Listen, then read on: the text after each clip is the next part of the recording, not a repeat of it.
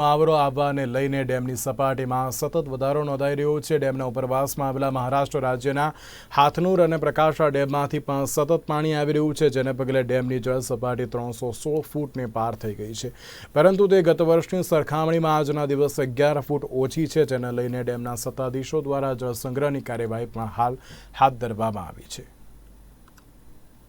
Ukai ડેમનું level 316.66 છે તથા inflow 44,000નો છે।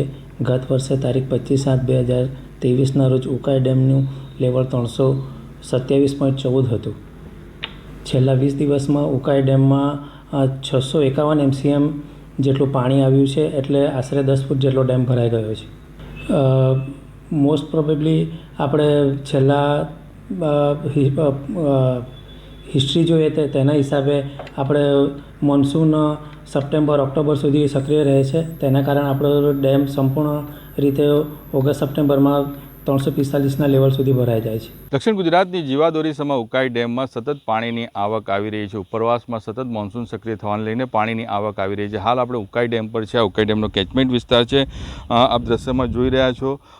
ઉકાઈ ડેમના ઉપરવાસમાંથી સતત પાણીનો આવરો આવવાને લઈને ધીમી ધારે પરંતુ ચોક્કસ પ્રમાણે ઉકાઈ ડેમની જળ સપાટી વધી રહી છે। હાલ ઉકાઈ ડેમનો ઉપરવાસ એટલે કે મહારાષ્ટ્રના પ્રકાશા ડેમમાંથી 23,000 ક્યુસેક પાણી આવી રહ્યું છે, જ્યારે કુલ પાણીનો આવરો 44,000 ક્યુસેક જેટલો આજે નોંધાયો છે, જેને લઈને ડેમની સપાટી 316 ફૂટને પાર થઈ ગઈ છે, જ્યારે ડેમનું રૂલ લેવલ 333 ફૂટ છે, જેને મેન્ટેન કરવા માટે 600 ક્યુસેક પાણી ડેમના નહેર વાટે છોડવામાં આવી રહ્યું છે। નિર્માણ ન્યૂઝ માટે નીરવ કંસારા, તાપી।